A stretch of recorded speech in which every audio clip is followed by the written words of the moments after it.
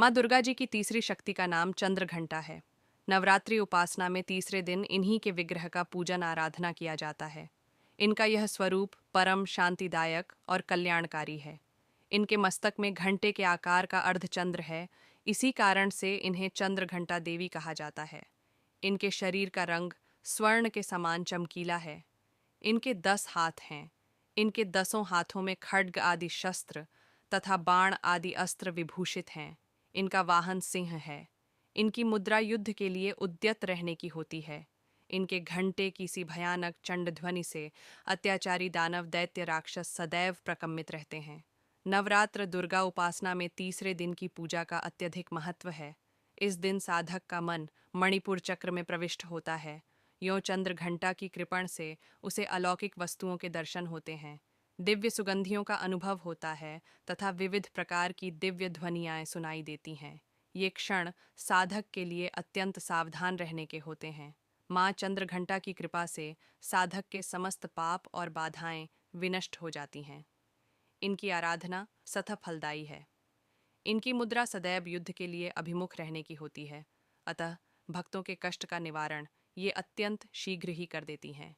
इनका वाहन सिंह है, अतः इनका उपासक सिंह की तरह पराक्रमी और निर्भय जाता है।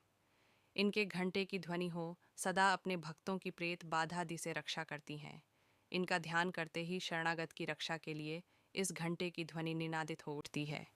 दुष्टों का दमन और विनाश करने में सदैव उत्पर रहने के बाद भी इनका स्वरूप दर्शक और आराधक के लिए अत्यंत सौम्यता एवं शांति से परिपूर्ण रहता है।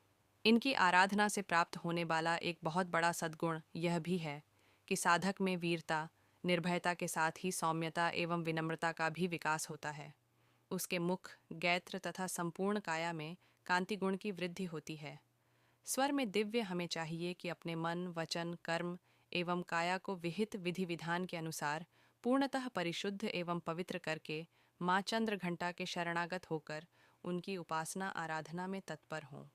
उनकी उपासना से हम समस्त सांसारिक कष्टों से विमुक्त होकर सहज ही परमपद के अधिकारी बन सकते हैं।